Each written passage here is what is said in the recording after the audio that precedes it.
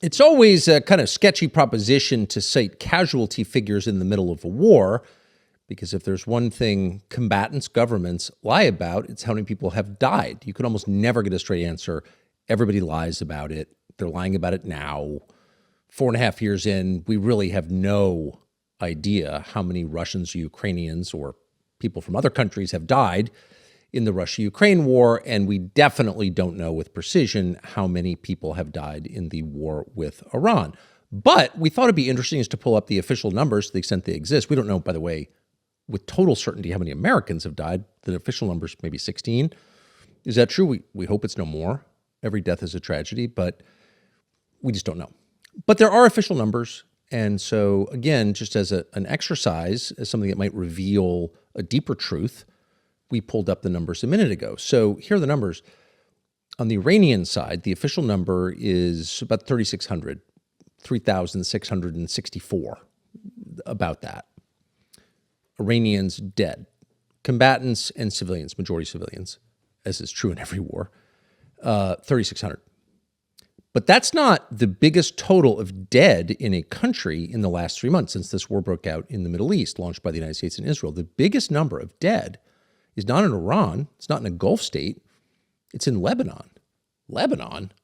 Yeah, over 4,000 Lebanese, almost all of them civilians, killed by Israel since Israel and the United States launched the war against Iran. Think about that for a second. Now, again, we have no confidence in the precision of these numbers, but in the relative scale of the numbers, in other words, more killed in Lebanon than killed in Iran, sounds right. If it's even close to right, it tells you something amazing. And it tells you, which if you've been paying attention, something you already knew, which was that Israel cajoled, convinced, threatened, however they did it, got the U.S. government to fight this war, a regime change war, in Iran on its behalf, with it as a partner. Israel and the United States partnered in this war, different goals, but somehow a partnership, and then immediately used that war as a pretext to launch another war against a neighbor, Lebanon, the only country in the Middle East with a Christian head of state, Christian head of the military, the only even semi-Christian country in the whole region, and kill a bunch of Christians and other people, more than the U.S. and Israel together killed in Iran.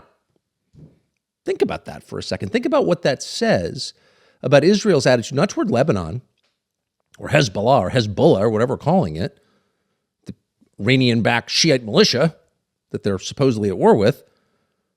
Think about what that says about Israel's attitude toward us here in the United States, its sponsor, the people paying for all of this. This would be like you get a call from a friend, your closest friend, your only real friend, who says, I've got a home invasion in progress. MS-13's beating down my door. They're going to kill my family. Come help. It's existential. And so you get in your car, you drive over there armed, and he's right. You begin a pitched battle with the MS-13 home invaders. But while you're fighting his home invaders, he splits out the back door and shoots his next door neighbor in the head and steals his house. You would say to him, probably, if you had any self-respect, oh, what are you doing?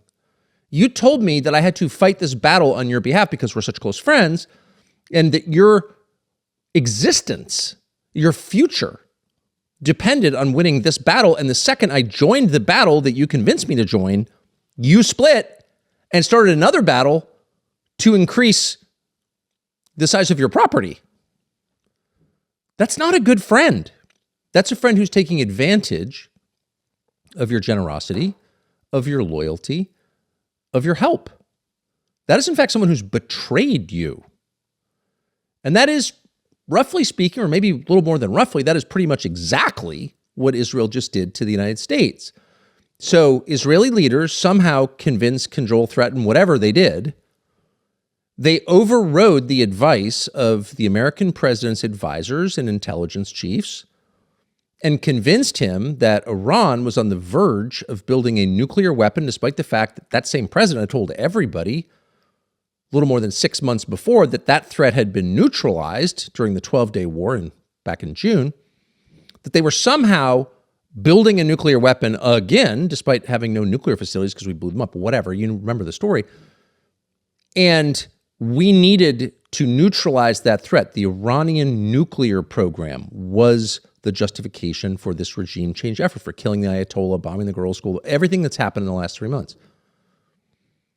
And we had to do this, not simply for Israel's sake, because you would never go to war on behalf of a foreign country. That would be effectively treason, but for our own sake and for the sake of the world. You can't allow Iran to have a nuke, and they're almost ready. They almost have a nuclear weapon. And the delivery device, the intercontinental ballistic missile, the ICBM, capable of blowing up Miami. And if we allow them, they will do just that because they're so crazy. Killing is their reason for living. They hate us for our freedoms. It doesn't make any sense to the rational Western mind. But to the Shiites in Iran, yeah, they get up in the morning determined to kill the West because we're the West. And on that ground, just on the basis of that, they've devoted their entire lives to building weapons of mass destruction just so they can kill us. And so we have to kill them first. That's literally the case, not simply that Donald Trump made, but that American presidents have been making for like 40 years. They're just crazy. You don't have to consider their perspective, their point of view, their motives. They don't have a perspective, a point of view, or motives. What they have is bloodthirst. They kill for its own sake. That's their religion, okay? That's what the mullahs are about. Killing Westerners. They hate us for our freedoms. So they sold that explanation and then immediately revealed they didn't believe it themselves because they took our resources and their military, which we pay for, to go fight a separate war, and in the course of that war, took like half the country and occupied it. And it just so happens that that country abuts, it's contiguous to Israel, it abuts northern Israel, the Galilee. And it's definitely true that Hezbollah has shelled the Galilee or sent drones over the Galilee and killed people in the Galilee, not thousands, not even close, but they're very hostile to Israel. They want to kill Israelis. There's no doubt about that. There's no reason to lie about that. That's true. Hezbollah is hostile to Israel. But it's also true that Israel would like to steal the land of a sovereign nation called Lebanon, which is not run by Hezbollah. It's in effect occupied by Hezbollah and has been for a long time. That's a big problem for Lebanon. No reason to lie about that either. It hasn't made Lebanon better. It's a beautiful country with amazing people, but it's become literally a battleground in a larger contest for regional control between Iran and Israel. So that is a fact. And if you're trying as an American president or vice president or chairman of the Joint Chiefs or anybody in an official capacity in the United States who's trying to wrap up this war in a way that you can plausibly claim victory at the end, or at least with less humiliation, that's extremely annoying. Why wouldn't it be? You just told your people you were doing it for one reason, and your partner admitted by his actions, if not words, that he's got a completely separate agenda, which is not good for you, results in the intentional deaths of Christians, the bombing of churches, the emptying of Christian villages, ancient Christian villages, et cetera, et cetera. So the whole thing's repugnant. And it's also, as the Israeli style of war tends to be, wildly disproportionate. So they kill people in the Galilee in northern Israel, you kill 1,000 of them. And not only do you kill 1,000 per one, but then you brag about it. And you say, as a cabinet minister in the Israeli government did just the other day, hours ago, yeah, those are the rules. Kill one of ours, we kill 1,000 of yours. That's not how civilized people conduct warfare, because it's so asymmetrical that it's not justifiable morally.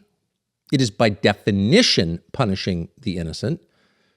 And it's also something that only truly discredited, widely recognized evil regimes have ever done in public, have ever said that. There was a certain European country 80 years ago that did that to partisans, say in Eastern Europe. You kill one of our soldiers, we'll round up 100. It was 100 to 1, by the way, or 50 to 1. But here you have our partner, our client state, saying it's 1,000 to 1. It's all bad. It's bad in absolute terms. There's no justifying it as a question of behavior. It's also bad for the United States. Why would we want to be tethered to a lunacy like that? Why would we want to be paying for lunacy like that, brutality like that? Totally unjustifiable. And of course, undergirding all of it is the belief that all human life is not equal. Some lives are worth more than others. It's not just a matter of nationality, it's a matter of race. Our people, our bloodline is more valuable than yours. Now, by the way, Israel's not the only country that's reached that conclusion. Lots of countries have entered a state of insanity and concluded that, famously the Germans, but many others. It's like, this is a human problem that people tend to have. I'm fully human, you're not. Like, they're not the first country to reach that conclusion. But that conclusion itself is the enemy of civilization. That's exactly what we reject. That's why we're civilized, and people who believe that are, by definition, uncivilized.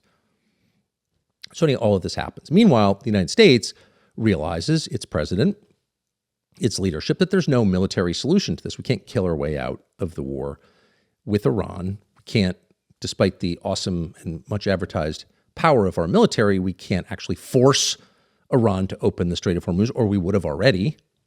And by the way, no one on either side of this debate has ever proposed exactly how you would do that.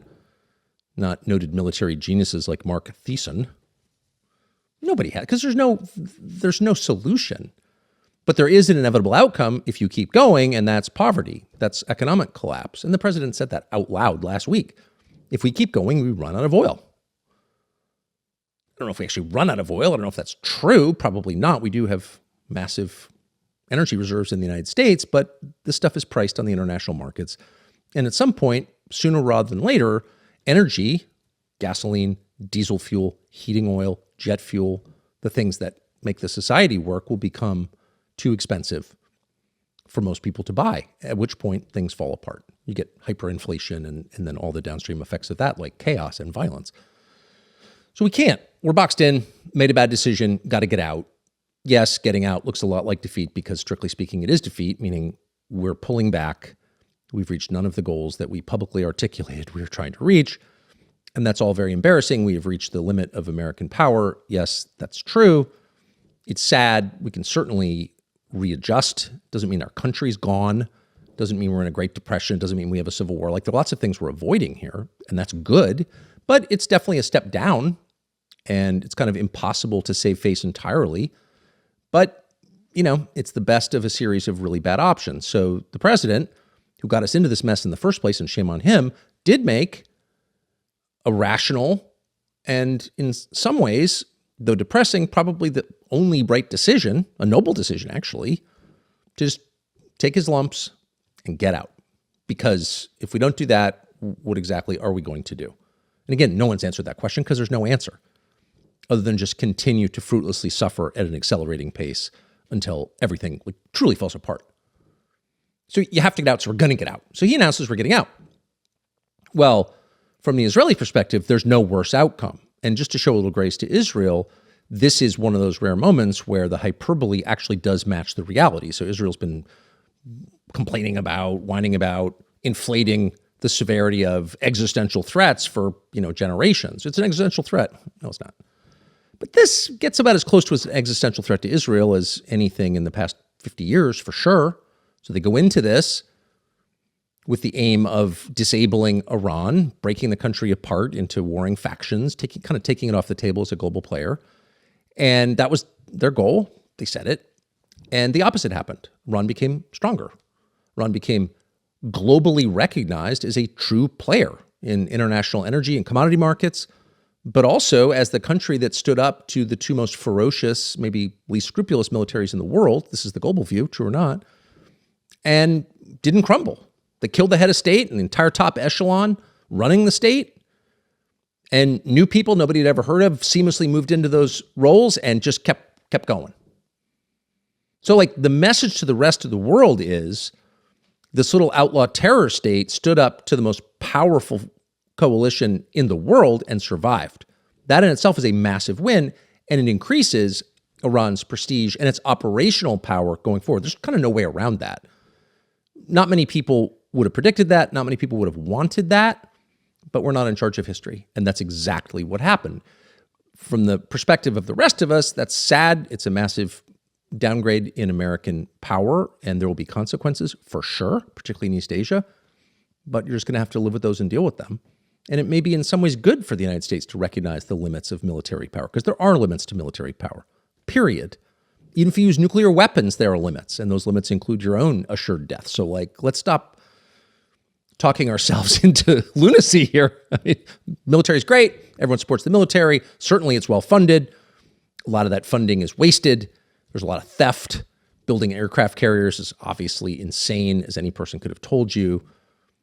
There's obviously a lot to learn from the waste in $1.5 trillion in Pentagon funding, but the military is still impressive and has lots of great people and et cetera, et cetera, et cetera. But no matter how great your military is, there are things you can't achieve with it. That's just a fact. It's always been a fact. Wise people understand that. There's no leader in the world with any wisdom or foresight who doesn't understand that. And now perhaps our leaders will understand it, and that's not bad.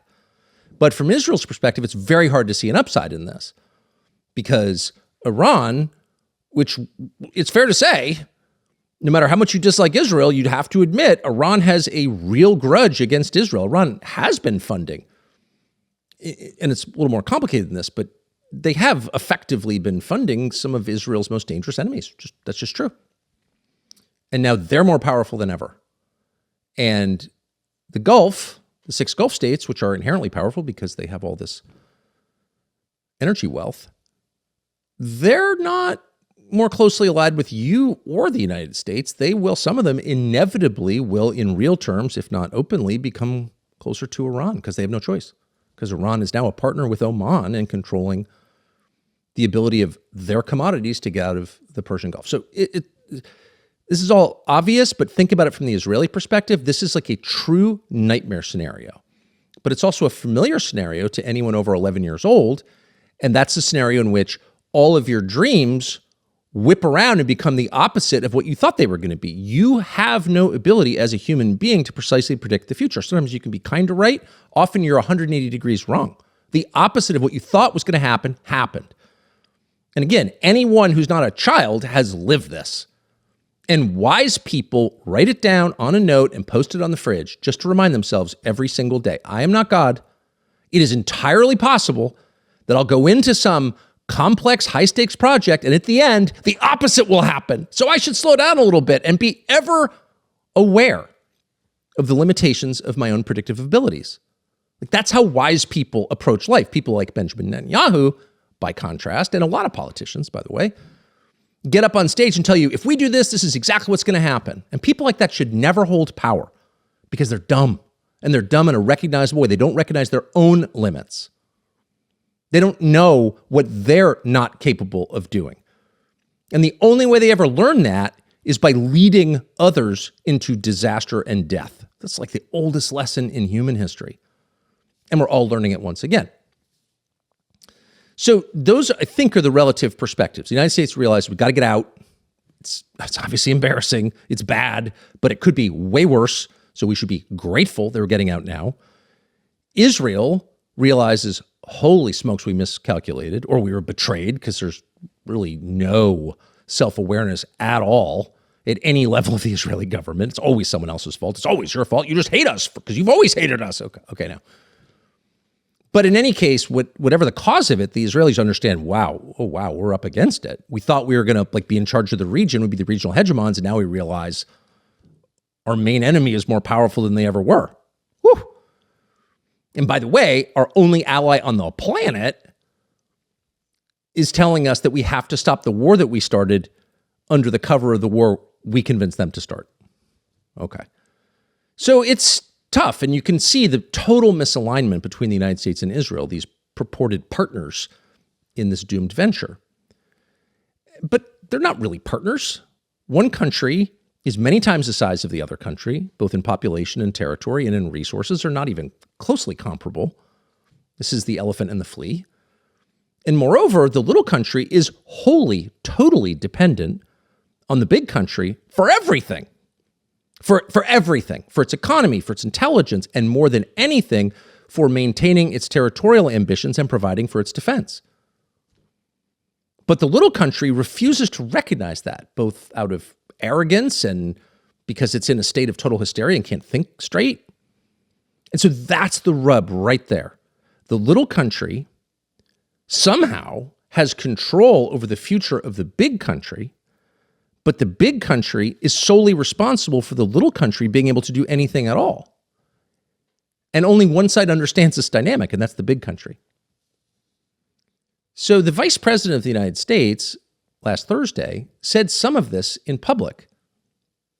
He said, by the way, who spent more to defend Israel in the last 3 months during the course of this war? Was it Israel or the United States? No, the United States spent more money defending Israel than Israel spent defending itself. Not whining about it, not attacking Israel, but just like, hey, for a little perspective here, your cities are still largely intact because American taxpayers paid to defend them, by the way, to our own detriment. We now lack the defensive capacity to send American troops other places in the world if we needed to, because we expended it defending you in a war that you got us into. So the vice president said that, and then he said this in a now famous clip, which is worth rewatching. Here it is. What I will say, and this does bother me, is that you have seen people within Bibi's cabinet who have come out and attacked the deal, and in some ways very personally attacked the President of the United States. And I guess my message to them would be twofold. Number one, Donald J. Trump is the only head of state in the entire world who is sympathetic to the nation of Israel at this moment in time. And he happens to be the head of state of the world's superpower. If I was in the cabinet of the Israeli government, I might not be attacking the only powerful ally that I have anywhere left in the entire world. Yeah, you think? I mean, that's the most obvious advice, and it is advice. It's criticism, but it's not an attack. It's an acknowledgement of reality, and it's a call to change behavior. It's, hey, whoa. You know, you've got some ideas that are totally wrong. It would be like you get an argument with one of your kids who's in college, and the kid's like, I don't care what you think, man. And you're like, whoa, son, I'm paying the tuition. Okay, so if you want to pay your own tuition, you can do whatever you want, but as long as I'm paying for it, you got to hear me out. That's a conversation probably every parent has at some point. It's not an expression of hate toward the child. It's a reminder to the child that you are not independent. You're not an adult. How do we know you're not an adult? Because you're not living independently. That's why. And that is the measure. If you can take care of your own stuff, then I'll respect you as an equal or a peer anyway. But if I'm paying for everything, you got to hear me out. My interests and my feelings also matter. In fact, they matter quite a bit because I'm paying for it all. And that's pretty much what J.D. Vance said to Israel. Not, I hate you, but hey, wake up, guys. No, you're all spun up into a state, but like, here's some reality for you. And then he went on to say, as noted, that we paid for more of your defense than you did. So you would think, and J.D. Vance doesn't hate Israel at all. In fact, probably a lot of people on the right think he's way too comfortable with Israel, but whatever. This is not an attack, okay, at all. And it's true, most important. Whatever its intent, whatever the motive was, it is factually true. There's no arguing that. What's the untrue part of that? There isn't one. So he says this. So you would think in a country that's thinking clearly with wise people who envision a future for themselves, someone would say, you know what, you're right. Like everybody hates us. Our prime minister's been indicted for war crimes in civilized countries. The whole world is against us. This is our patron. This is the only country that's with us. Maybe we shouldn't give them the finger in public. Maybe we shouldn't blow up a peace deal that's essential to their survival as an economic power. Right? Don't you think? And by the way, they've done a lot for us. It's America. No, that's not what they said. Oh, they said the opposite. They attacked J.D. Vance as an anti-Semite. Oh, really now? Anti-Semite. Okay. Here's what this is not a French character. This is like a very well-known and highly regarded Israeli defense analyst, Ben Sabti. He works at a security think tank, Israel's Institute for National Security Studies. Here's what he tweeted on Sunday, a few days later. Quote, maybe USA needs another Pearl Harbor or 9/11 to remember who is the enemy and who is the friend. Maybe America needs another 9/11. Ooh. Now, keep in mind, it was this same leadership establishment, in fact, it was Benjamin Netanyahu himself 25 years ago, after 9/11, the event, 9/11, the biggest, most damaging terror attack in American history, who said this is a good thing. Because it reminds America that we're on the same side. We're fighting against the 19 Arabs with box cutters or whoever supposedly did that. So this is a sentiment. It's the ugliest possible sentiment. It's rooting for your supposed friend to suffer. It's rooting for civilian terror deaths in your allies' nation. That's not right. What? There's no uglier sentiment than that. But it's also something that like you would never say in public, ever. Even if you had a dark thought like that, you would never say it. You couldn't say something like that. Maybe you didn't know they're 9/11. It's like, saying to your spouse, like, maybe you don't understand me. Maybe if you got stage 4 pancreatic cancer, you would understand how much I'm suffering. You don't wish stage 4 pancreatic cancer on a friend. Okay? You wish it on an enemy. And of course, it's also a threat. I mean, let's be real. That's a threat. Maybe you need another 9/11. Oh, another 9/11. Okay, now, says the Israeli security official. All right. Does he work for a moving company? Anyway, you see the point. Like, what the hell are you doing? So you would think, by the way, if you're an American who supported Israel, and there are good people in the United States who sincerely support Israel, Jews and Christians, you would look at this and you'd be like, whoa, whoa, whoa, whoa, whoa. This is not good. First of all, as an American, I'm outraged that anyone would talk to us that way or treat us that way or make a threat against it. Maybe another 9/11. But you would also say, if you cared about Israel, like, man, that's self-defeating. That kind of thinking, those kind of threats, like that's crazy talk. Like there's no way you can win. Okay, so pull back a little bit. That's what you'd think people would say. But that's not what they said. That's not what Israel's agents in the United States were saying. No, they doubled down on it.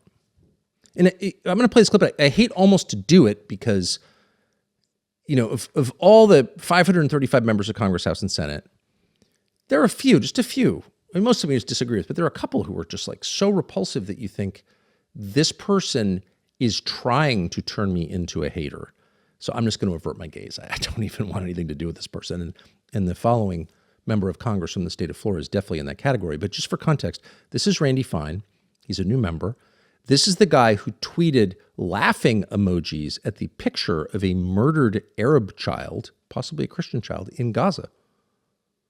So this is someone who, should not be serving in the United States Congress, whose presence really in this country is humiliating to all of us, because Americans are better than that. Overwhelmingly, most Americans are not going to laugh at a photograph of a dead child, but he did. Anyway, here's what Randy Fine said. This is a sitting member of Congress in response to the vice president's accurate, justified, and totally reasonable level-headed assessment of the dynamic between the U.S. and Israel. Watch. J.D. Vance from the podium yesterday, chastising critics of this deal coming from Israel. That was pretty unprecedented by J.D. Vance. I'm surprised he went that far. Yeah, look, I thought JD's comments yesterday were absolutely inappropriate and frankly disgusting. The state of Israel was not created by the United States.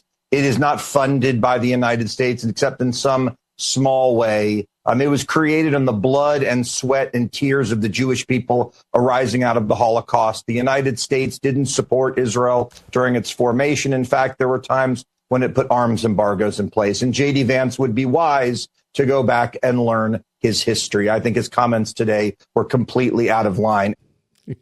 Learn his history. I mean, it's almost the whole thing is almost unbelievable. The vice president, and this is not a defense of J.D. Vance. It's any politician who said that. If Joe Biden said that, any normal person with the same response, like, okay, maybe I don't like Joe Biden or whatever, but that's just true. It's just true. What is untrue about it? Well, Randy Fine didn't tell us what was untrue about it. Neither did the host who set up the question. It was unprecedented. Unfortunately, that's true. It was unprecedented for any American public official from the White House or affiliated with the White House to say anything that was even mild chastisement of Israel, to deviate from the script so familiar to Americans. We love you. You're special. The rules don't apply to you. Whatever you want to do, we will back you. In fact, our whole country depends on you. We didn't create you. You created us. Or in the famous words of Nikki Haley, America needs Israel more than Israel needs America. This kind of stuff, this nonsense talk has been going on for decades, really, because no one has ever stood up and said, what are you talking about, Nikki Haley? How in the world would the United States need Israel more than Israel needs the United States? It's not an attack on Israel, but like, what are you talking about? Shut up, Nazi. All right now. But because of decisions forced and inspired by Israel's defenders in the United States, we can't avoid where we are now, which is at a place where lots of Americans who are agnostic on the question or pro-Israel or just didn't think about it, didn't care, are waking up to the reality that this is really bad for us.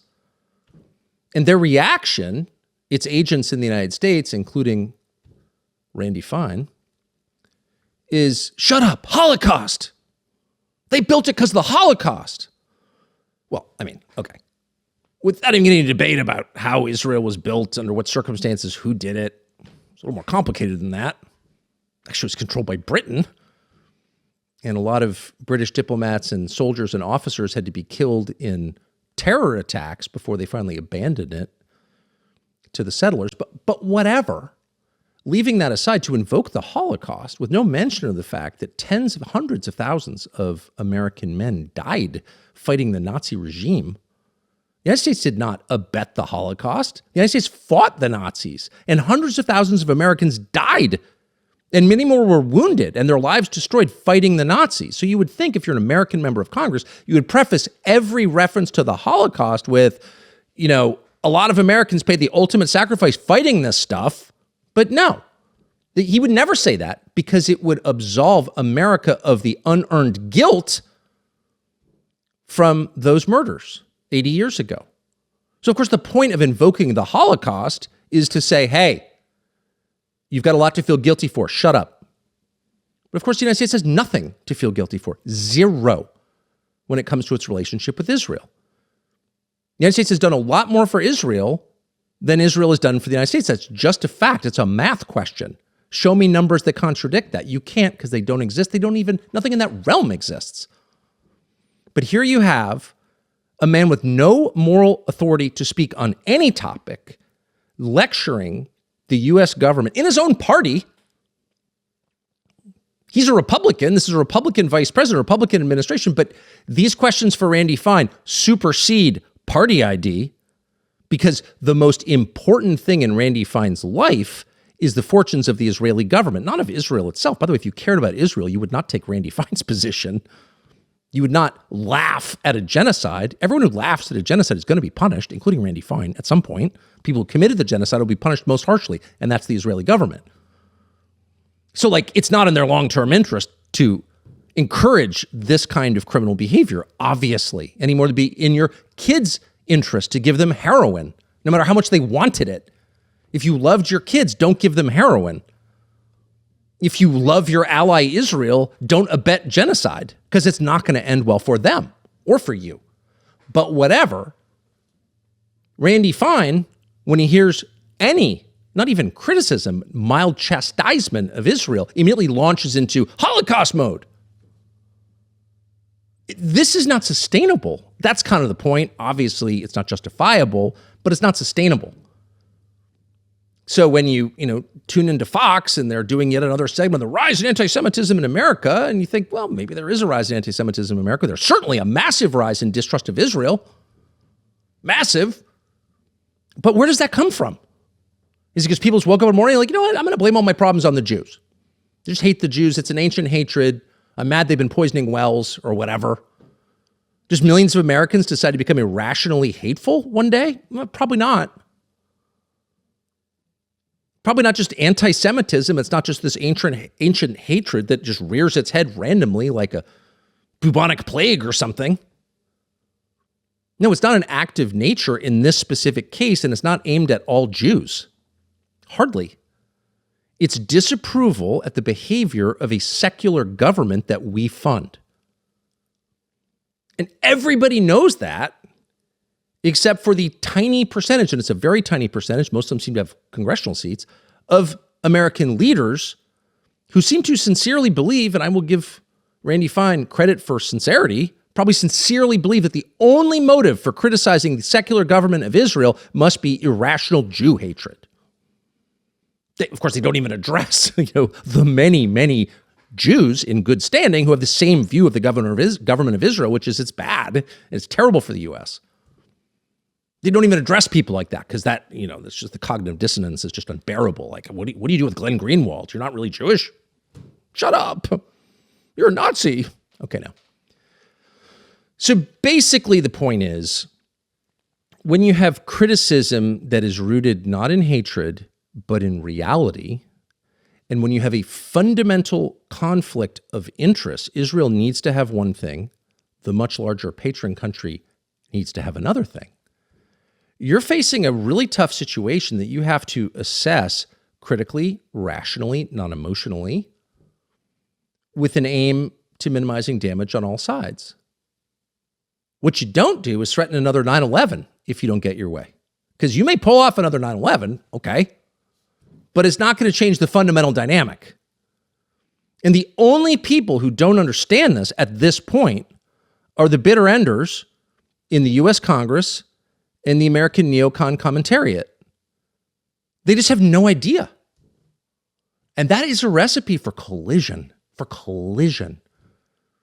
So here's, and I'll stop with this before we get to an analysis from geopolitical expert Brandon Weichert on where we are in this conflict and how we can get out of it and what the cost might be when we do. But this clip just really kind of says it all. So this is from Fox News, which was at one point, I guess, a broadly conservative, back when that term had meaning, cable network.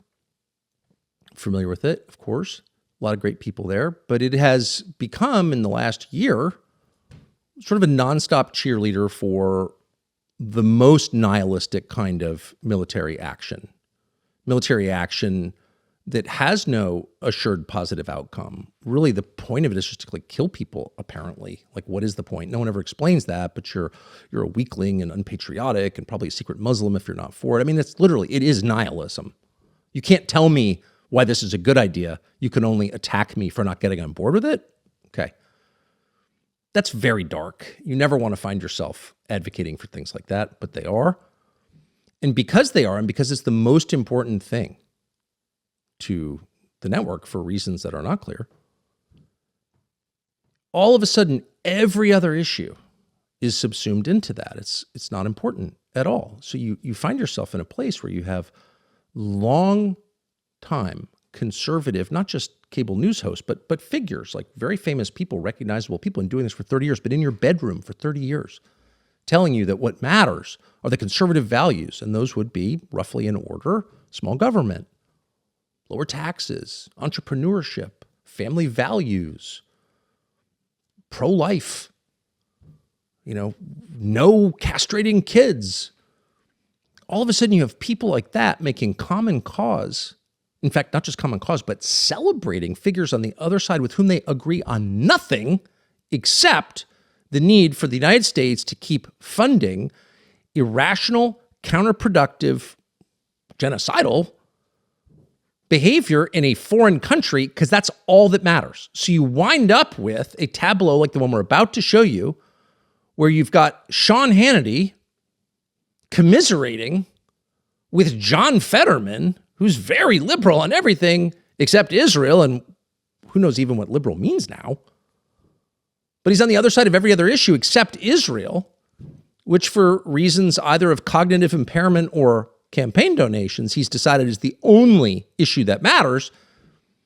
And they're looking right into the camera and telling you, yeah, any criticism of Israel is just Jew hate. And it means you're a bad American. This is the kind of clip that will be preserved in the Museum of National Decline at some point. Like, how did this great country dissolve? Well, because the people went insane. The people with the most power went insane. They started saying things that make no sense at all. And this will definitely be in that exhibit. So here's Sean Hannity and John Fetterman. All right, let me ask this. Why the deep hatred for Israel? Why? Yeah, because I mean, if you have such contempt for Israel, I mean, of course, you're also anti-American and you're anti-Western civilization, and you're seem anti-capitalism and the American way of life. I mean, it's like so tempting to get literal. Okay, so a socialist country, which is Israel, not attacking him, just saying, founded by socialists on socialist principles. It's not a free market country. It's run by the government and the military. It's like the opposite of a free market country. It's a pretty successful country, for a bunch of reasons. But if you don't support Israel, you're against capitalism. and you're against America, is there any other foreign nation to which this applies? If you don't support Moldova, if you don't support Estonia, you don't support Guinea-Bissau, you don't like America. Where are you in Namibia? Countries like equal in relative significance globally. Like they're not really players. Israel's not really a player, except to the extent that we imbue it with value because our politicians have been lobbied by them. But like inherently, why do we care about Israel or Guinea-Bissau? We don't. But do you ever hear a politician say, where are you on Guinea-Bissau? Where are you on French Guyana? You got to get on board with French Guyana. Put a French Guyanese flag on your lapel, or you hate America. You're against capitalism. You'd be like, what? You got a head injury, pal? Like, what? Lay off the psilocybin. It's not helping. But says that with a straight face, and then has the gall to say, and this is not an attack on poor Fetterman, who is impaired, or on poor Hannity, who was also impaired. This is just a reminder of what reality is. You're an enemy of Western civilization. Okay, now you've roused me from my slumber. I'm an enemy of Western civilization. So you're begging the question then, what is Western civilization? Well, it's a lot of things that emanate from Rome, Israel's ancient enemy.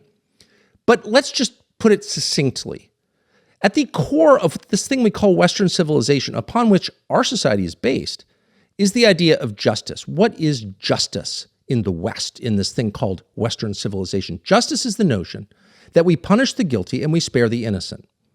And it is not simply an accident for which we're sort of sorry. It is a grave offense against the idea of justice itself to ever punish the innocent. And that's why we go through an elaborate process called the justice system to prevent doing that. We don't have a justice system to make it easier to convict people. We have a justice system to make it harder. So terrified are we at the prospect of hurting the innocent. That is the core idea of Western civilization. Where does that idea come from? That idea comes from a Christian understanding of the human soul. The human soul, your soul, is co-equal with every other human soul because God created every human being. People in Western civilization don't think they are uniquely chosen by God and therefore exempt from universal rules. They don't believe that. They believe just the opposite. They believe that people in, yes, Guinea-Bissau, well, maybe not welcome here to partake in our welfare state, but are nevertheless equal to us on the most basic moral level because they are human beings. And that's why we have a thing called human rights. So that idea is the basis of Western civilization. And because it is, Western civilization is precluded from doing the thing that all tyrannies do, that uncivilized nations do, which is punish on the basis of bloodline. There is no blood guilt in Western civilization. There cannot be, because it's a direct contradiction of the West's understanding of the human soul. You are different from your father and your mother and your ancestors going back however many thousand years because you are you. You are a distinct soul created by God, and you cannot be killed because you are related to people the murderer doesn't like. That is the most repugnant thing in this collective we call Western civilization. And that is the very thing that Israel embraces. So you can say whatever you want about Israel, and I've said honestly many times, great country in a lot of ways. Charming, smart people, lots of great things. But the Israeli government has abandoned the central tenet of Western civilization, which is justice on an individual basis, and instead adopted an older and darker, and I would say evil standard of blood guilt. So don't lecture me about Western civilization and tell me that if I don't defend Israel, I don't defend Western civilization. I oppose the policies of Israel precisely because I do defend Western civilization. John Fetterman. Well, a lot of organizations talk about supporting veterans, but not all of them actually do it, not even close. And that's why we only partner with companies we know are telling the truth and really working earnestly to make a difference. Black Rifle Coffee is one of them. We've been partners with them for years. We know them. Black Rifle supports good-hearted American philanthropies like Boot Campaign. For years, Boot Campaign has provided individualized care for veterans and military families dealing with the wounds of foreign wars, PTSD, chronic pain, traumatic brain injuries. When you get your coffee from Black Rifle, which we do because that's delicious, you help keep missions like Boot Campaigns alive. Caring for American heroes does not stop when they leave the military. That's why companies like Black Rifle and groups like Boot Campaign are vital. To help today, visit bootcampaign.org, bootcampaign.org. So with that, as promised, one of the most insightful and most knowledgeable sources on what's happening in this conflict with Iran and Israel and Lebanon and all the different players in this now global drama has been a man called Brandon Weichert, who was a geopolitical analyst, someone most people probably weren't familiar with before this conflict, but since it began, a lot of people have been tuning into regularly to understand what is going on and to get facts about it. So we are honored to have him join us now. Brandon, thanks so much for coming on. So can you just start big picture? Thank you. And tell us, where are we now? Last time when we left the serial, we were on the verge of negotiating out this memorandum of understanding, this MOU. How is that going? Where are we? Well, we have to remember, well, first of all, it's going better, I think, than what we were doing about a week ago, which is shooting at everything. So that's a win. It's a low bar these days, but I take that as a win. But it's only 60 days. And the three parties involved, because remember, it's not a two-party issue. It's not just U.S. and Iran. If it were, I think we could probably get this thing wrapped up pretty quickly. The third party is, as you noted, Israel, and they're not really a party to the negotiations. And they don't perceive themselves, this is very important, as being bound by the negotiations that are ongoing. So the only way that they would really be restrained from, say, doing something to blow up this very tenuous, temporary right now, 60-day at most ceasefire would be if the president of the United States basically brought the hammer down on his counterparty in Tel Aviv and told them, we are going to cut you off if you do anything to meddle. And I can assure you that the Israeli government is looking to complicate this process right now. So where are we right now? Well, we have not had a resumption of hostilities. Today that we are doing this show, we had, I think, the highest number of ships go through the Strait of Hormuz since the war really began. The number, I believe, I want to say was 43, which is high for post what was going on in the war. But I want your audience to remember that this is about, and I have the numbers here, just give me 1 second. This is about 20 to 30% of normal pre-war capacity. What that means is the pre-war baseline for container and oil ships getting through the Strait of Hormuz was about 120 to 140 ships. That was around 100 million barrels of oil every week. We are nowhere near that right now. So there's a lot of irrational exuberance coming from Washington, D.C., because they got to spin this thing as best as they can. We're seeing a decline in the price of oil because of the mini glut. You see, a lot of ships were blocked from leaving the Strait of Hormuz the last 2 months. Now that the strait is somewhat reopened, they're leaving. And we're not really seeing a commensurate increase in ships coming to collect new oil. It's mostly outgoing. So until that changes, people like me are going to be on pins and needles. I think what's happening here with the price of energy going to about $72 a barrel, which is pre-war level and good for us, it's good for our wallets right now, that's a mini glut. And a lot of oil experts were anticipating this before the war really got going. Also, for the last 2 months, China basically pulled themselves voluntarily off the global market. They have the world's largest strategic petroleum reserve, 1.4 billion barrels of oil was in their SPR. So what they did was, as soon as the Strait of Hormuz was shut down, they took themselves off the market. That is one of the reasons you've seen these sort of bizarre downturns when everybody was expecting the price to go up. It's because China pulled themselves off the market. When they come back onto the market, and they will soon, that's going to cause problems. That's the civilian side of the story. The military side, Tucker, and feel free if you want me to stop. Just no, I'm learning. Thank you. Okay, yeah. Well, thank you. And it's come to this. I have to wear glasses nowadays. But the weapons depletion rate. This is all publicly available. I do not deal in classified information. I am a public person. I don't deal in stolen information because that is something that's been lobbed at me in recent weeks. So missile interceptors, about 50% of the inventory of Patriot ballistic missile interceptors, and 50, likely closer to 80% of terminal high altitude area defense interceptors were expended in the course of the war. Over 1,000, that's about a third of our entire stockpile of Tomahawk cruise missiles has been expended.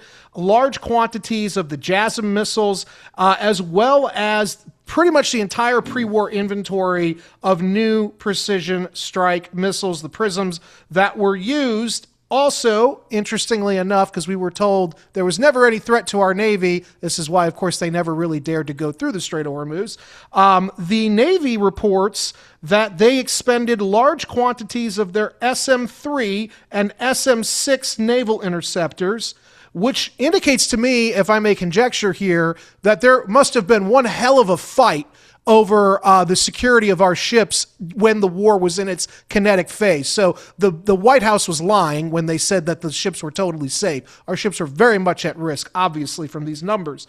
Furthermore, there are now significant gaps in the supply chain for those naval defenders. One last bit of data I'd like to deliver here. I'm sorry, that's the wrong one. The chart here I have is for the PrSM. We blew through our pre-war stock, which was already low. They're saying the best estimate will be it will be replenished by late this year. The JASSM air-to-surface missiles will probably be replaced middle of next year. Those SM-3, SM-6 Navy defense missiles will take until about mid-2028. Those Patriot interceptors, not until closer to 2030. The THAAD interceptors, and the THAADs are the real important ones. That's not going to come until probably 2030, and the Tomahawks will not be replaced for another 5 years. So we better hope that the Chinese or some other area of interest is no longer requiring our assistance, because we have depleted ourselves, Tucker. And I will just add and conclude my little statement here with, unfortunately, it is my assessment that this memorandum of understanding that might or may not lead to a longer deal, I'm very skeptical of that. I think we'll get a 60-day reprieve, and then it'll be like the tariffs. It'll be every 45 days we're getting an extension. But I would just add that what we have agreed to, the Trump administration, and they didn't have a choice because the president already said we're going to run out of oil in 4 weeks. So he was up against a wall, and good for him for doing this. But ultimately, this is a conditional surrender document. The United States started a war, and it promptly lost. The Iranians have, unfortunately, strategically, at the strategic level, they have achieved victory. And where I think this goes geopolitically is a post-American Middle East in which Israel is likely now the pariah state, whereas before the war, you'll remember, even after 10/7, the Abraham Accords were really still in effect, and they were working Israel as sort of the center of this new U.S.-backed order in the Middle East. That's gone. And there's now going to be a new Middle East, and it's going to comprise, and this is my friend Dr. Artem Moini, this has been his thesis as well, and I agree with him. There's going to be 5 powers in the Middle East now. It's going to be Saudi Arabia, the Islamic Republic of Iran, Pakistan with their nuclear umbrella, the Egyptians, second largest economy in Africa, one of the best, I think it's probably the best conventional military in the Muslim world, and then Turkey with its very impressive industrial indigenous base. Remember, Jonathan Conricus, the former IDF spokesman at the JNS conference this last week, implied that the Israelis could not build an F-35 on their own. I would add that's true, but actually the Turks are proving with their new Khan fighter that they absolutely could on their own. They don't need the U.S. and NATO. They have a very proficient defense industrial base. Those Middle East powers, or greater Middle East powers, because obviously Pakistan, Egypt, and Turkey are not technically in the Middle East, but those greater Middle East powers are going to form the new post-American order. And, where it goes from here really is up to Mr. Netanyahu and his government, Tucker. The whole point of keeping a gun at home for self-defense is to defend yourself and your family, especially when you're not expecting a threat. You don't know when the threat may arise. You have to be able to get to your firearm quickly, but prevent other people from getting it illicitly. Well, Stopbox Pro is the answer. So storing your firearm used to be a huge problem. You had to put it somewhere far away that was hard to get to, or you had to leave it out in the open where anyone could get to it. Not good. Stopbox is the solution. With a 5-button interface, Stopbox requires no keys and no batteries, but you get immediate access, but you're the only one who has access. That means you can keep it in your office, your closet, you can even keep it right on the table. Stopbox Pro is made in the United States. That means buying it supports meaningful American jobs here. Stopbox also offers a range of products designed for an array of needs. Take the new Stopbox UCAN, which uses the same mechanical system as this Pro, but has a much bigger capacity. You've got room for guns, ammo, targets, whatever you want. For a limited time only, this show's listeners get 10% off at Stopbox when you use the code Tucker at checkout. Visit StopboxUSA.com. Use the code Tucker for 10% off your whole order. After your purchase, Stopbox will ask you where you heard about them. Feel free to mention us. I mean, that is, as I've thought from really a couple weeks into this conflict, that is a disaster for Israel. And, it's not my job to defend Israel. It has enough defenders in our country. But just objectively speaking, I don't think the outcome could be much worse strategically for Israel. So I don't think they're good stewards of their own future. I don't think they're wise. I don't think they're helping certainly themselves. not their government. Their government. That's what I mean. Yeah. I know there are about 20% of Israelis are not okay with what's going on. Yeah. But what's really surprising, Tucker, is my colleague Kieran Andrew has been talking about this to me for a long time, is just how consistently supportive majority Israelis are of the Netanyahu policies. Even if they don't like Netanyahu, they're okay with what he's doing. And I argue what he's been doing since 10/7 has put them in this position. Oh, yeah. No, it's a disaster. And I think the vice president put it best when he said you can't kill your way out of every problem. And that's a physics principle, really. It's like not even a judgment. It's just true. And so, but here's my question, so now you have the regional powers are all Muslim states, by the way, majority Muslim states, and they're all kind of hostile to Israel, and they have reason to be hostile to Israel. And Israel spent the last number of decades making bellicose noises at all these governments, assassinating people in their countries, basically treating them like animals. And now they're kind of in charge of one of the critical regions in the world. So where does that leave Israel? Well, they're going to be basically the way we treated Iran for the last 47 years. The Israelis will now be treated that way. And it is not because particularly the Arab states woke up and said, we're going to screw Israel. You remember, again, the Abraham Accords were still being pushed by even Saudi Arabia behind the scenes until about October, November of last year. What happened? The Israelis decided to entreat with Hamas and got their leadership to go, or their negotiators to go to Qatar, meet in Doha under diplomatic cover.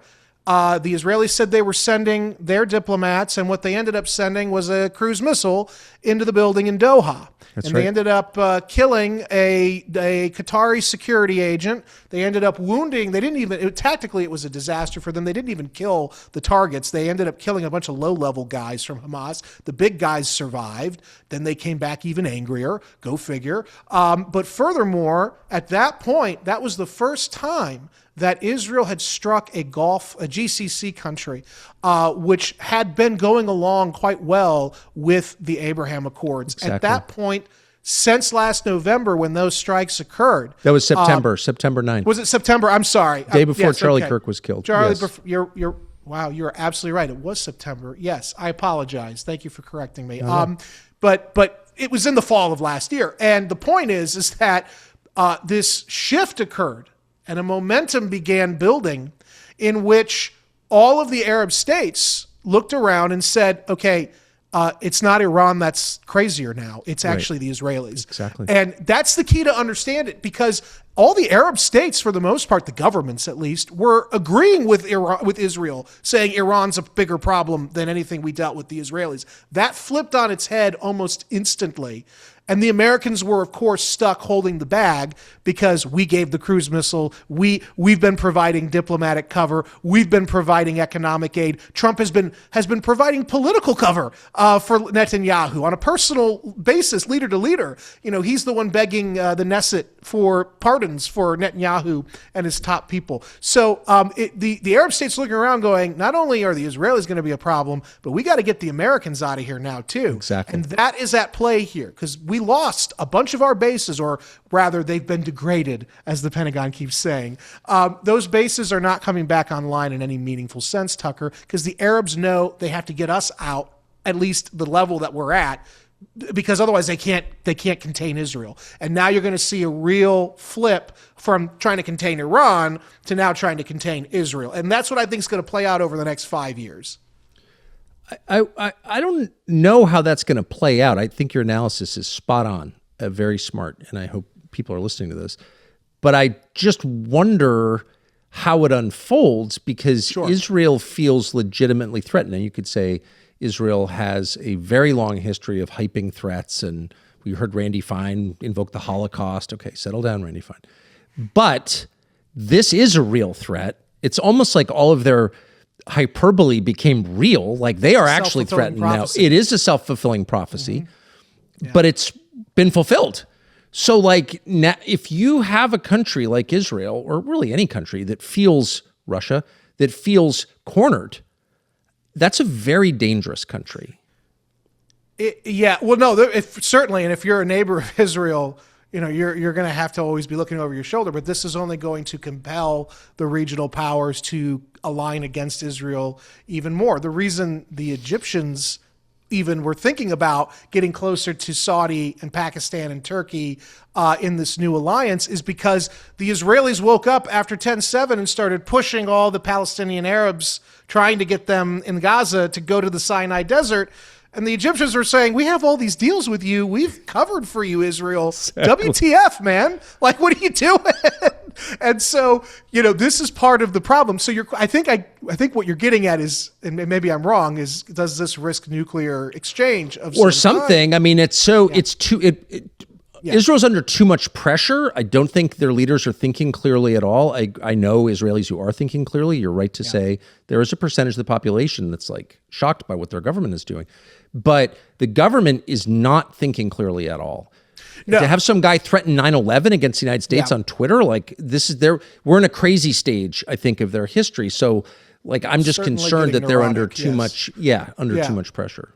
Yeah, no. So, there is a real chance that they will do something with nuclear weapons. I wouldn't say, though, it is yet a probability. I think if Netanyahu is not in power, I suspect, even if it's a hardline leader, which it probably will be, they will probably play things a bit more sly. They'll be a little bit more sly about it. And I think part of that is because they can't count anymore on America always having their back.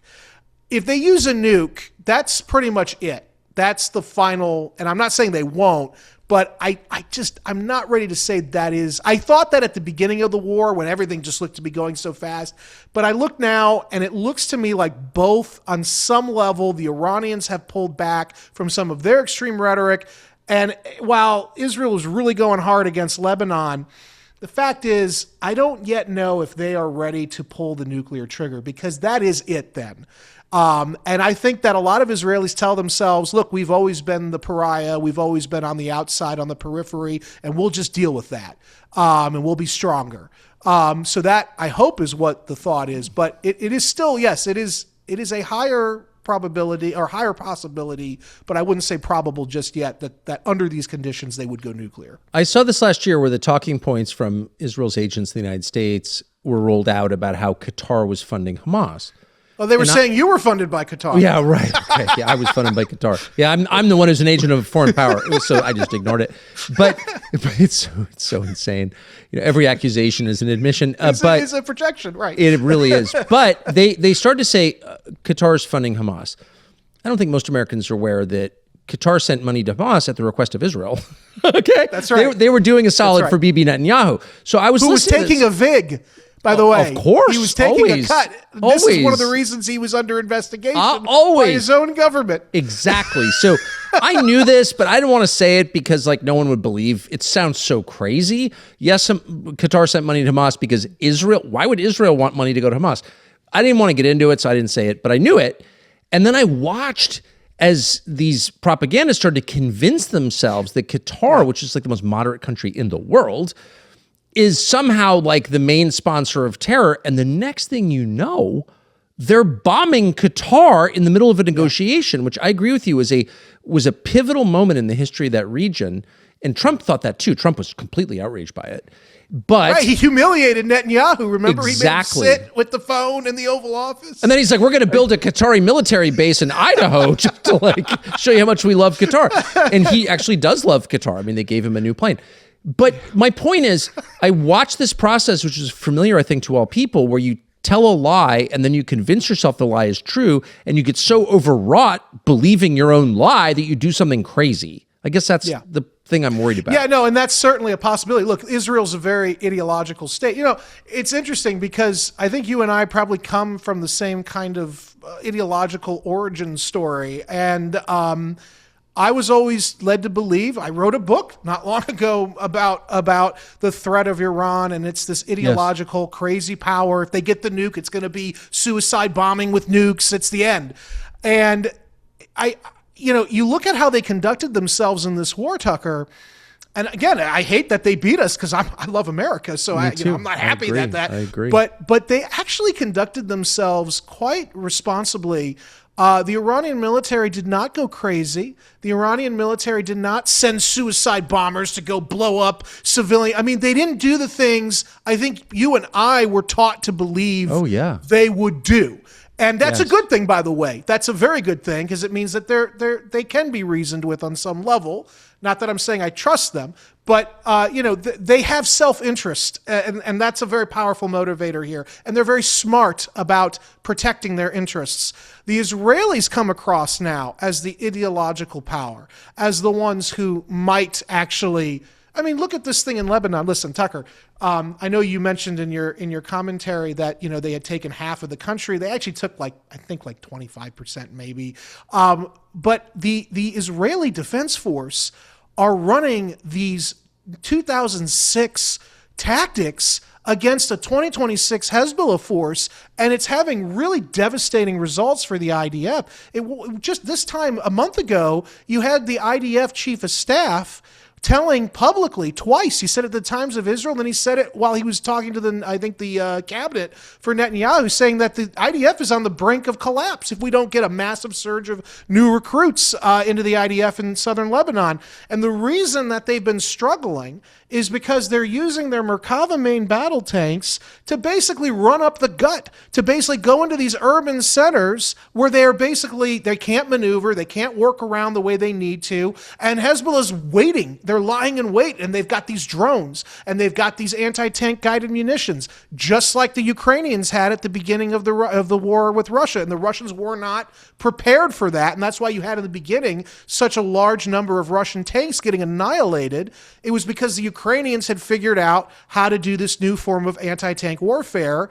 The Israelis watched all of this. They didn't learn any of it, though. They didn't learn a thing. They've lost upwards, possibly, and it's very murky, but they might have lost as many as 60 Merkava main battle tanks just because they keep running these things up the gut, not using them on the periphery of battle, as that's how you're supposed to use them now. I had a long conversation in December with the great Danny Davis, Colonel Davis, and former tank commander, or he was in the armored infantry, and he sort of walked me through in great detail what tanks need to be, or how tanks need to be used today in modern combat. The Israelis know how they're supposed to be used.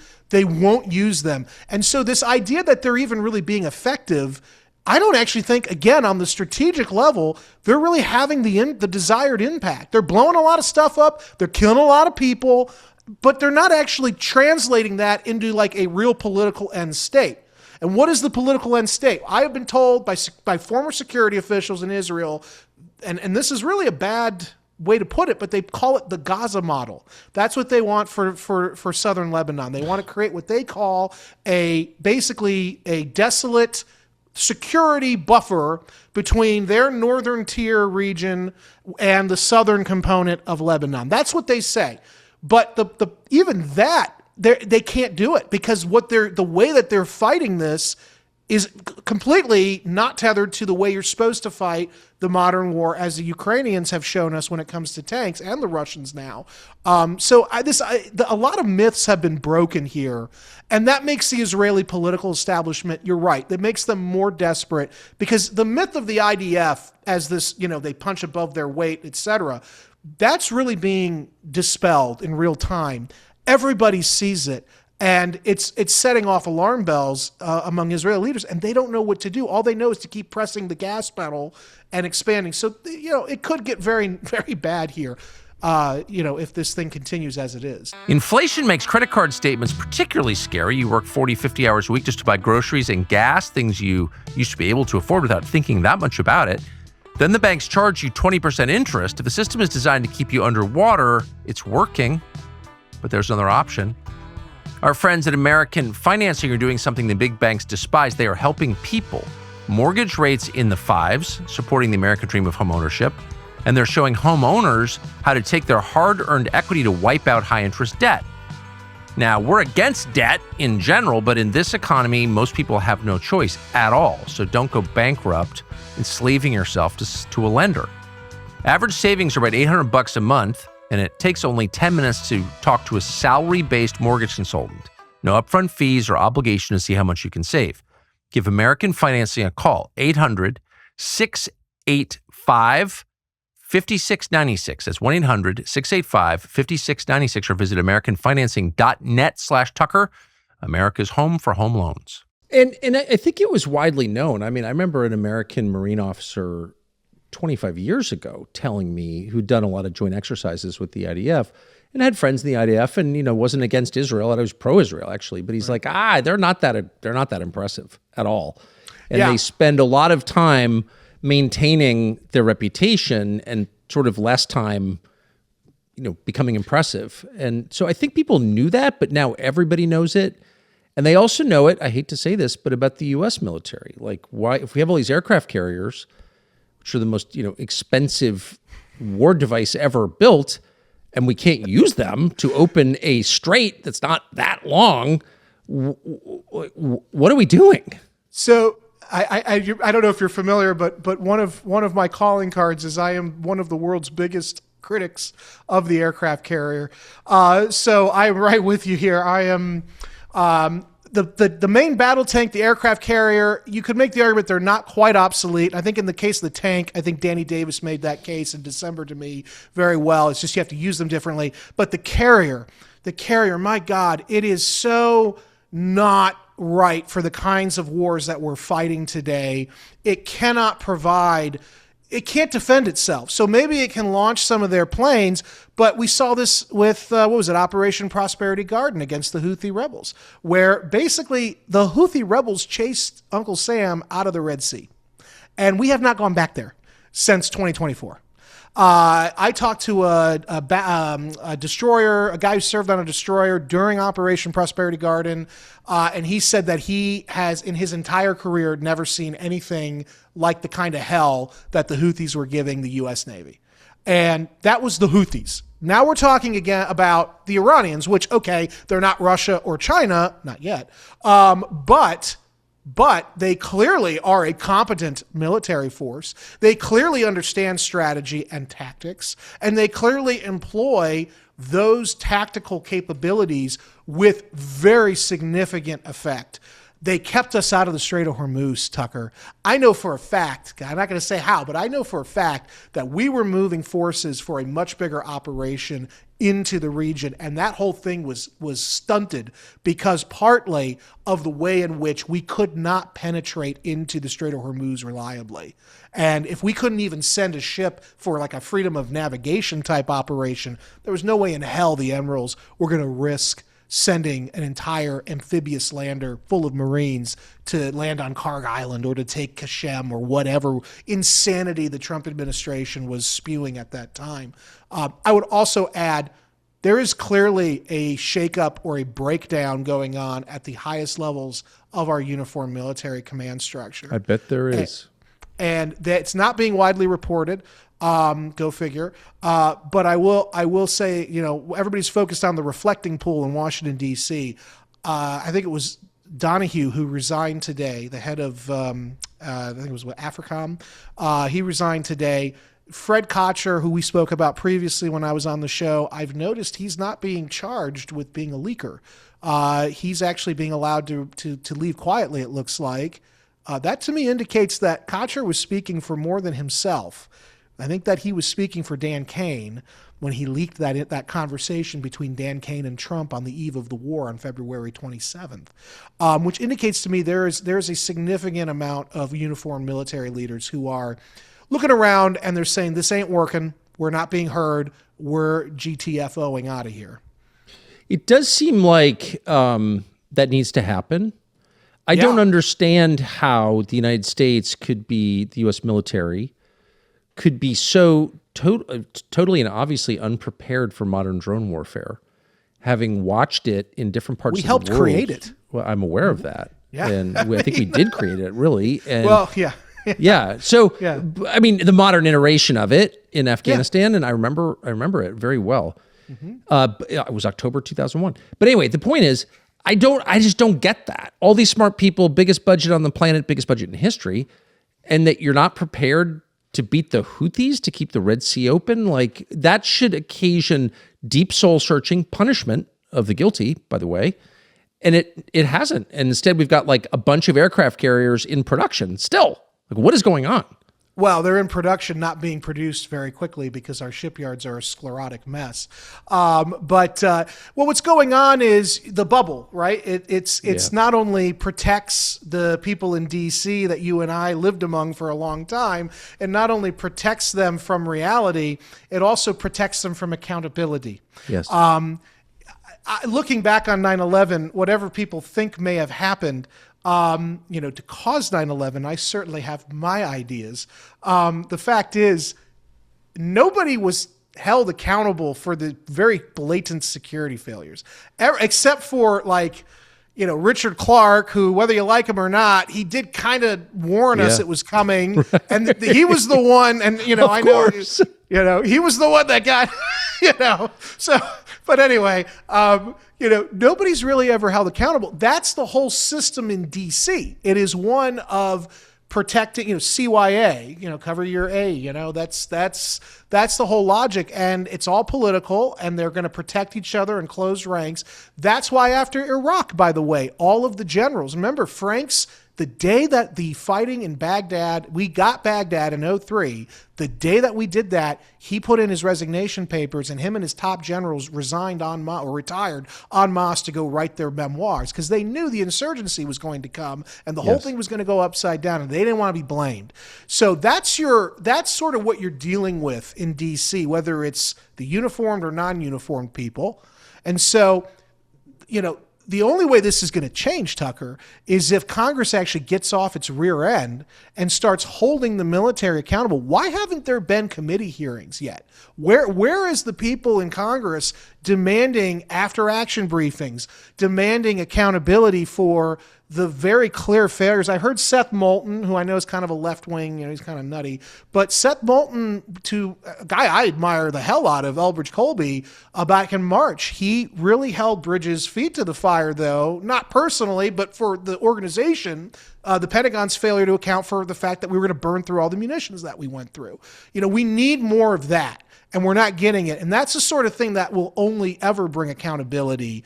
And they don't want to do it because fundamentally everybody's somehow benefiting from the existing system. Right. And it's such a recognizable syndrome where you're destroyed by flattery, not criticism.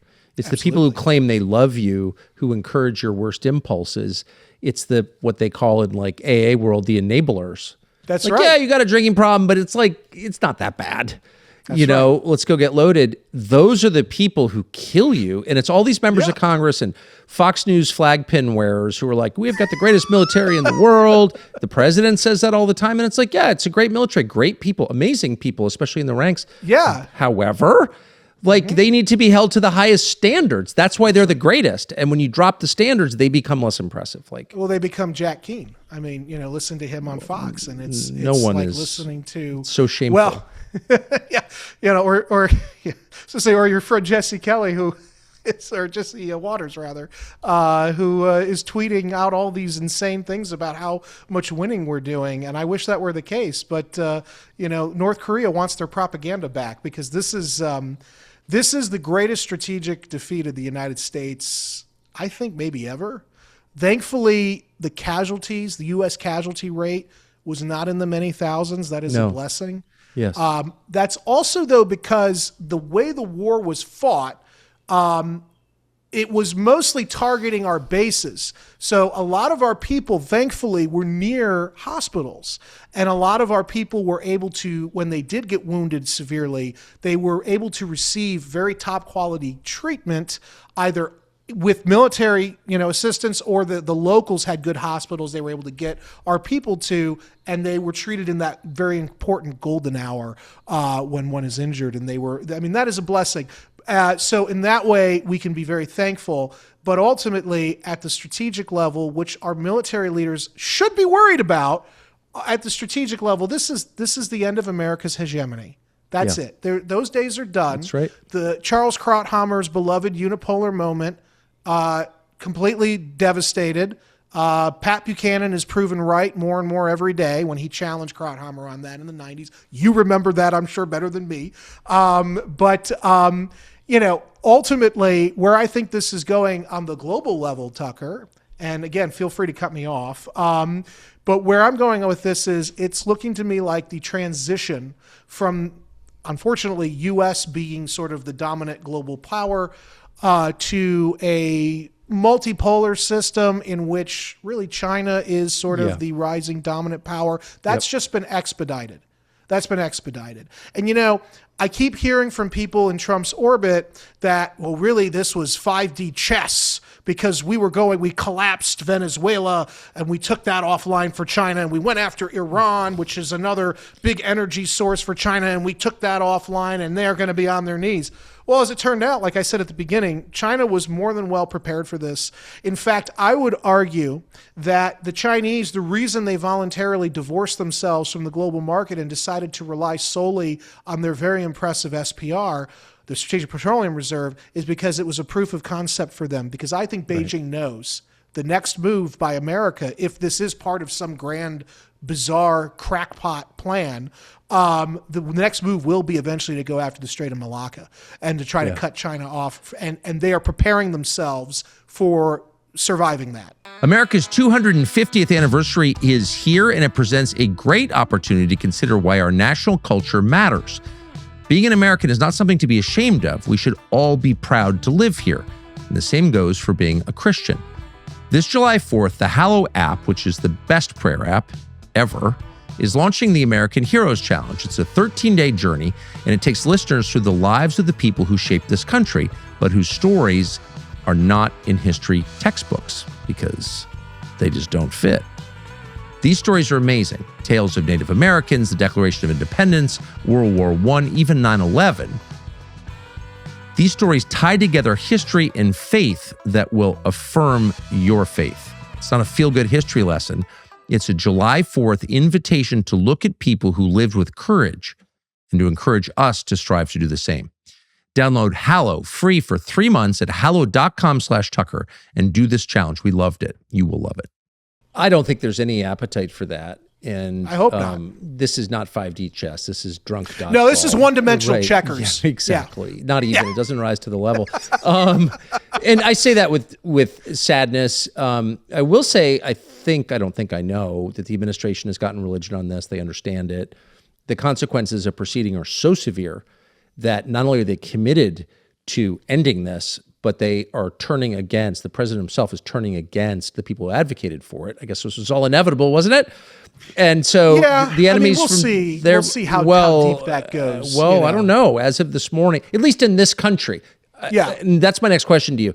Okay. What do you do actually to restrain Israel, which is the impediment to settling this? But I would say domestically, Trump has totally soured on Mark Levin, not guessing. He has. On Mark I don't know how you were ever sweet on Mark Levin. Well, I totally agree. The whole thing was like a deranged episode. It was like that, weird affair you had. Like, you know what I mean? Like, I can't believe I ever found that girl attractive. Like, what was I thinking? I do. Yeah. And the takeaway from those experiences in the life of a man is don't always trust your own judgment. I have the capacity to go crazy. But anyway, that's right. So I do think he, again, I don't think I know, is now like actively angry at the people who helped convince him to do this. But that's not the same as getting this done, getting the MOU hammered out and translated into an enduring peace. What does the administration need to do to achieve that, do you think? Well, the first thing is Trump needs to stop having Natalie text out these insane things about how he's going to kill the negotiators. I mean, that would be the first, just going for the low-hanging fruit here. So first that, then we would probably say, Mr. President, you really need to use this as an opportunity, a teachable moment, as Obama used to lecture us about, a real teachable moment here. We can really use this as a window to actually implement the very brilliant, and I know you know that I supported this, National Security Strategy memo from last year, which said we weren't going to do any of this. And then, nobody read it, but it was great. Nobody read it. So Mark Levin did his siren song from Fox News and dragged us in. But I would say that this is a real opportunity because the Arabs don't want us around anymore. I mean, they want to do business with us, which is great. That's fine. Because I don't know if I want to do business with us after this show. But they want to do business with us still for the most part. So this is a real opportunity for us to create sort of a long-term exit strategy from the whole geopolitical quicksand. Let the locals figure out their own mess. They know the neighborhood better. They'll figure it out. By the way, Big Brother always being around for Israel is the absolute worst thing for Israel because it creates this sort of, we talk about moral hazard when we talk about like bailouts. Well, in this case, it's moral hazard in a geopolitical sense because the Israelis think we're always going to bail them out. So, and we can't do that anymore because I just told you we depleted all of our systems as well. Oh, by the way, I meant to tell you this fun fact. I was told not long ago by a little birdie that actually the Israelis were stunned by how many of our defensive munitions we expended on their behalf, because the Israelis didn't expend anywhere near as many of their critical defensive munitions defending their own cities and their own country. They couldn't believe the Americans even let the Iranians attack American territory or American facilities in the Arab states. And we sent all that stuff to Israel. So the Israelis didn't even use anywhere near the level of munitions. Because you know why? Because we're all Mike Huckabee. It's like our leaders love Israel more than Israel loves itself. It's like, it reminds you of the George Floyd thing. I'll never forget video of like some liberal white lady washing the feet of a black woman. The black woman's Wasn't like, why are you washing? Agent? Why are you washing my feet? Like, this is weird. The black lady's like, the white liberal's like, oh, I love you. You're holy. And the black lady's like, oh, you're freaking me out. Yeah, that's right. That's right. That's right. And that's exactly what we're seeing here play out. So the first thing I would say is this is an opportunity to pull out and never go back. Pull out right now, never go back. In the process, get on the phone with Bibi and explain to him a multi-point plan for stopping sending the aid that we've been sending. We are not going to engage anymore in intelligence sharing at any level that we've been doing. We are not, by the way, I can reference a bunch of former CIA guys and one former U.S. Army intelligence officer that I know who told me that when he was in Iraq, he was charged with basically dealing with a certain area of the Sunni Triangle in 04, 05. And he said that basically, hey, there was a group of Mossad operating here, and they were interrupting and interfering with our missions to try to stop al-Qaeda in Iraq from doing whatever the hell they were doing. And I said, I asked him, I go, well, what do you think was the reason? He goes, I'm not even going to get into that because I don't want to lose my pension. So, we're dealing with not, a non-ally ally fighting a non-war war with a non-ceasefire right now. So it's all very sort of, nihilistic. But wait, anyway. Can I just ask you to back up for a sec Yeah. and explain a little more deeply what you think that comment meant about Mossad operating in Iraq and the Sunni Triangle? I think that they had people on the ground, and this is me now just sort of speculating based on that. This is not, okay. So my speculation is this was a few years before ISIS really before the Syrian civil war really got going. But remember, there was a whole buildup before it even popped off. And one of those buildups was we let out all of the al-Qaeda in Iraq fighters from Camp Bucca, which was a very nasty facility along the Syrian border. All those guys ended up going back into Syria, and they became basically the nucleus of al-Nusra Front and ISIS. Yes. And that basically was our shock troops against Assad. And we armed them with the arms that we got from Gaddafi through Benghazi, which is what Benghazi really was about. Exactly. And the Turks were running. It was the rat line. Yeah. So basically, I can't help but to wonder if the reason Mossad or Israeli intelligence was on the ground in that particular area of the country of Iraq during that time is because they were doing something to try to shape what would eventually become sort of the nucleus of the attack on Assad. Because we know that 7 nations in 7 years, or whatever the quote from General Clark was, right? We know there was some grand plan originally that the neoconservatives, Paul Wolfowitz and the Clean Break Memo guys, all concocted that would have seen us going after. I mean, I was told by somebody who was there that in 2004, John Bolton and Dick Cheney were trying to convince Bush to bomb Assad in 2004. So I think this is somehow, that story is somehow related to what, because we know there was a buildup before suddenly all these things just popped off in Syria. There was part of a plan. William Van Wagenen talks a lot about things like this in his wonderful book, Creative Chaos. Highly recommend your audience. William's a friend of mine, and he's in the region, actually. A very insightful guy. But he, there's a lot of people that can get deeper into this than I will. But fundamentally, I do believe that there was an Israeli, however small, footprint, notably in Western Iraq, and they were doing something, I think, probably related to what we ultimately saw play out in Syria. That would not surprise me. And that would explain why there was all of a sudden this overnight consensus in the U.S. Congress, throughout Washington, really, that, quote, Assad must go. And a guy who had been celebrated in the Western press. Nancy Pelosi shook hands with him, remember? Of course, and why wouldn't you? He was a religious minority in his own country who protected religious minorities, including... And an ophthalmologist, too. And no dummy. London trained with a very attractive multilingual wife and like the whole thing. It's the Levant. It's like a moderate, thing, but protected the ancient Christian communities of Syria. Right. And then... all of a sudden, in one day, it was like, no, the real problem is Assad, and we need to blame a fake nerve gas attack on him and all this. There's also a Russia thing that we were, and I talked about this in my last book, but I know that there was a group of, shall we say, thinkers in D.C. who had been pushing this idea that we needed to roll back Russia's warm water ports after the Cold War. One of those smaller ports, but very important for their Navy, was Tartus. And the idea was you're going to have to get rid of Assad to push back the Russian influence there. So there was also some connectivity there with some of these globalists after the Cold War. So you had that sort of weird fusion of Islamist against terrorists, anti-Russia stuff, Israel, Turkey. So it's kind of weird, polyglot admixture of imponderables. But there they were. Of all the most dedicated opponents of civilization finding each other. Of America, ironically. Of America, right. No, I know. It doesn't surprise me at all. So you said at the outset that you're skeptical that this MOU and the negotiations ongoing in Switzerland will lead to a durable peace. Why? Yeah.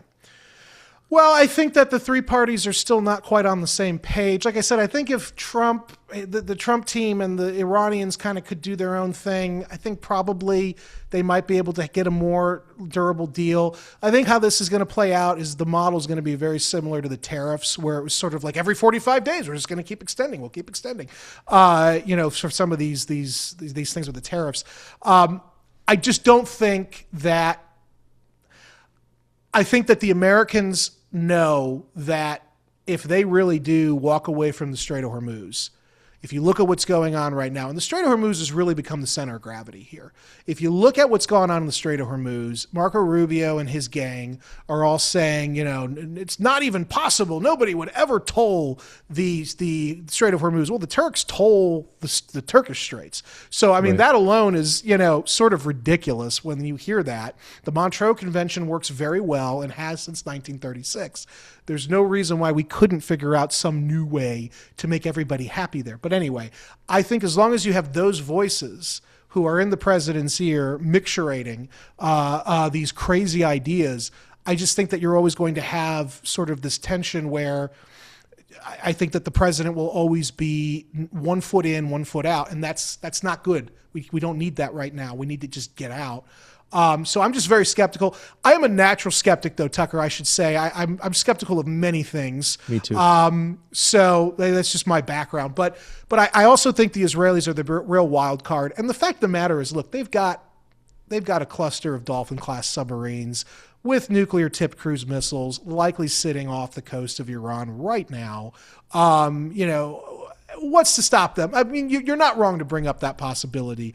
If they really think that this whole thing's going to go pear-shaped, what's to stop them from just saying, F this, we're going to try to do it our way, the way we wanted to do. So this is why there's just so many different competing interests. The Iranians are never going to let go of the Strait of Hormuz. And I don't know if Trump is going to be okay with that. They are going to start tolling. So the 60 days is what we have. By the way, the Iranians have the first 30 days to reopen the strait fully. Do you really think the Iranians are going to reopen everything immediately? No. They're going to drag this out because they want to make sure the Americans are going to hold up their end of the bargain, and we never have so far. So the Iranians are going to drag this out. That's going to then get us to day 31. We will be reaching bottom barrel of our strategic petroleum reserve. Gary Vogler explained this to me on my Twitter page recently, and he's an oil expert, but he explained that salt caverns where our oil is held, basically the oil is tainted there. And the deeper you go into those things, the more tainted and the less usable the oil becomes. So basically, they're saying officially, the EIA says that we have 340 million barrels remaining now. I think it's probably of usable closer to 100 million barrels. And if we can't get the strait reopened and the Arab production back up and running, which every expert I've spoken to says it's going to take weeks, probably months under the best conditions to restart Arab production for a variety of reasons.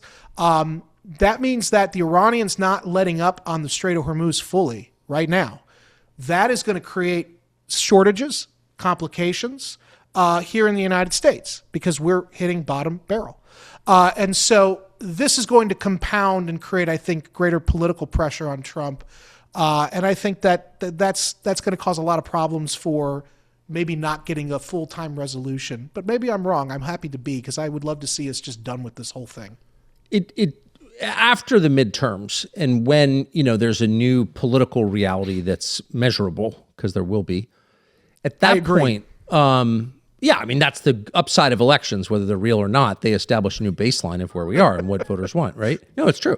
And even if they're not real, I can guarantee you they're not going to rig it in favor of Trump. I don't know if Trump's deluded himself into thinking that, but it will not happen. I've lost track of what I think. But anyway, here's the point. Wilderness of mirrors.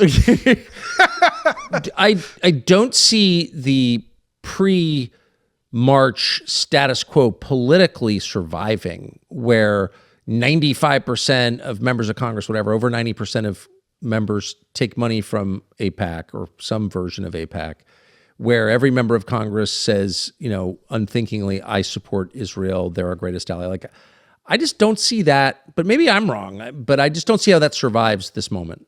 I can't imagine it I think this is sort of the height of it, and it's going to all now be downhill. Because even if you take all of the boomers, and this is a generational thing, you take all the boomers in both parties who support the sort of the status quo, let's face it, they're not going to be around much longer. I mean, I hate to speak that way, but inevitably soon it's going to change. And the next generation is much more skeptical of Israel.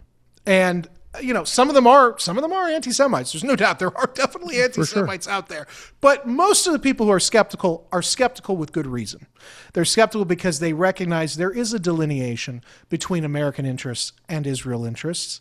And when they eventually rise to power in Congress, this new generation in both parties, I think there's a reason that Israel's trying to basically permanently integrate aid in this current National Defense Authorization Act and the current Intelligence Authorization Act. I think it's because their allies know that in another 10 years, it's a totally different ballgame for Israel. They're not going to be getting the kind of support. I don't know that it could take 10 years. I don't know that it might have not. 10 years. But I got it. So Tom Cotton is the driving force behind the idea of giving up the sovereignty of our intel agencies to a foreign country.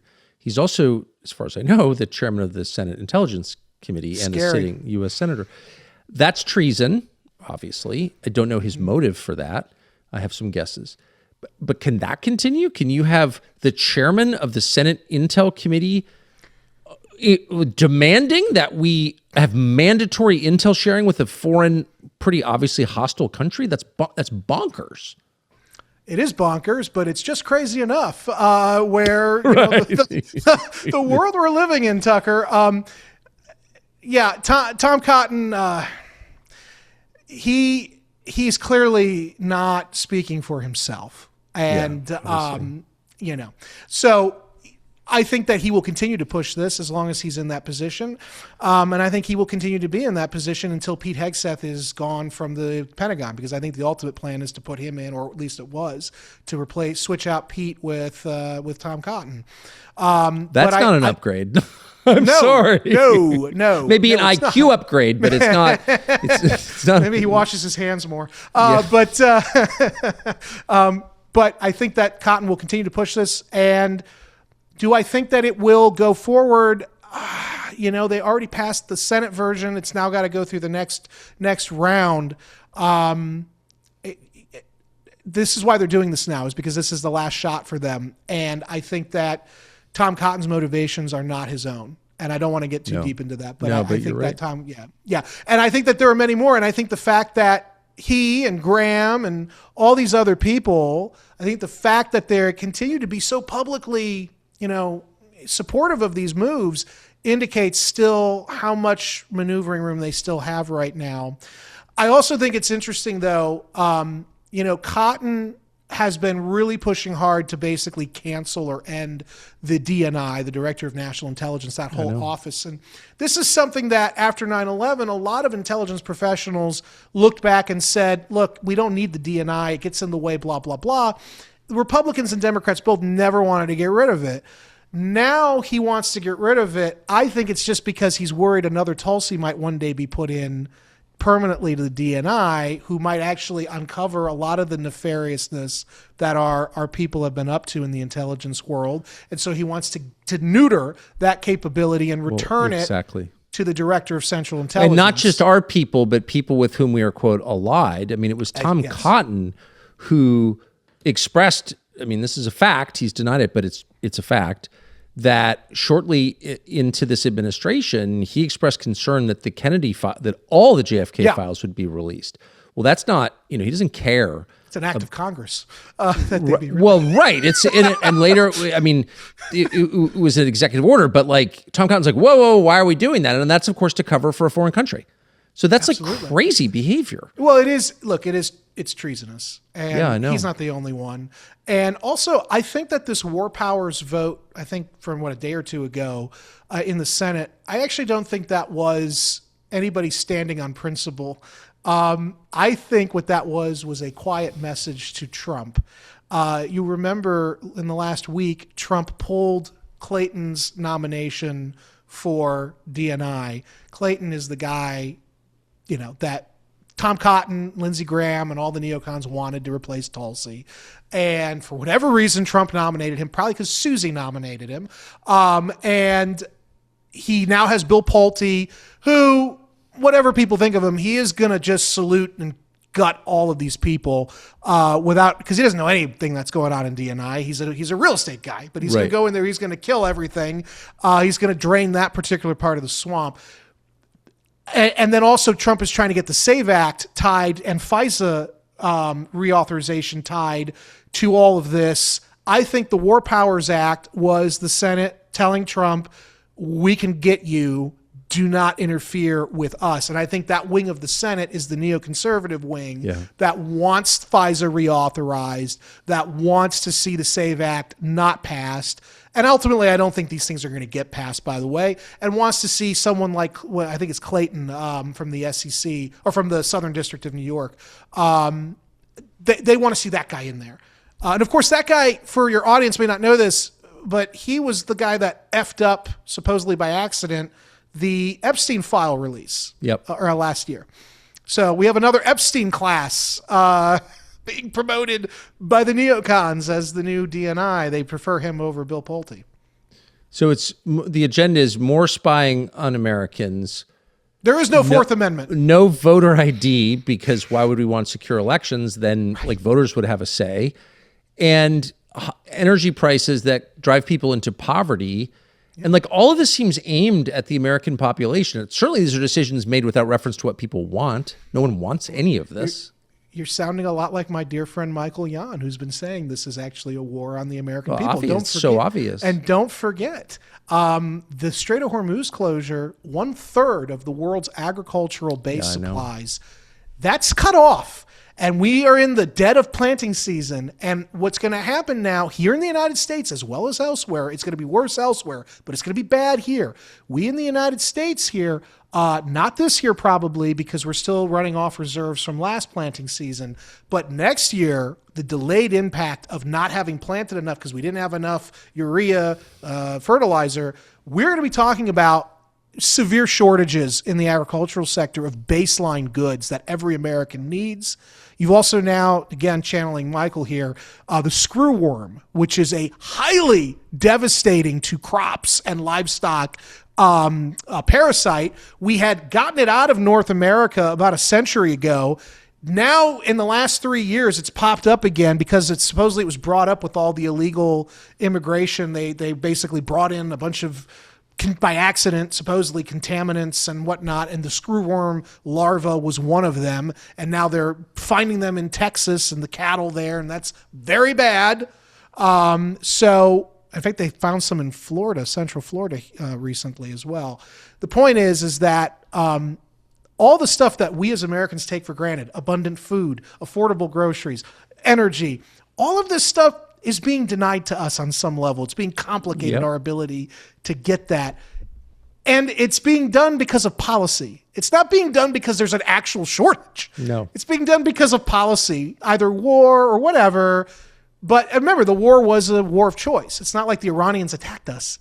So all of this is certainly, you start getting into a very dark place, Tucker. And I know I've certainly gone down. Don't let my sunny disposition confuse you. I've certainly gone down.